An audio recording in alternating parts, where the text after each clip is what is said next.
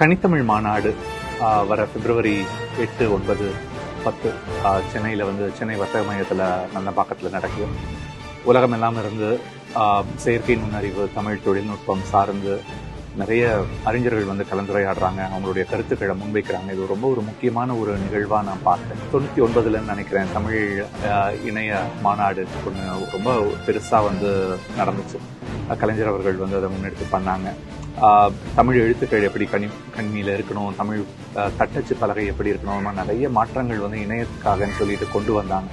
இப்போ உலகம் மாறிக்கிட்டு இருக்கு. இப்போ இணையம் அதை தாண்டி இப்போ செயற்கை நுண்ணறிவு கூலோச்சிட்டு இருக்கிற இந்த காலகட்டத்தில் மொழியும் செயற்கை நுண்ணறிவும் எப்படி ஒன்னோட ஒன்று சேர்ந்து செயல்படணும் அப்படின்றதுக்கு தமிழ்நாடு ஒரு முன்னோடியாக இருந்து நிறைய திட்டங்களை கொண்டு வராங்க.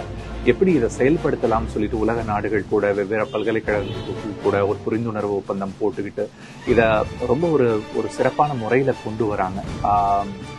அரசுக்கும் தமிழிணைய கல்விக் கழகத்துக்கும் இது தொடர்பாக பணியாற்றிட்டு இருக்கிற தகவல் தொழில்நுட்ப துறைக்கும் எல்லாருக்கும் என்னுடைய நன்றியை தெரிவிச்சுக்கிறேன். இது தமிழுக்கும் தமிழ் கணினிக்கும் ரொம்ப முக்கியமான ஒரு மாநாடாக இந்த மாநாடை நான் பார்க்குறேன்.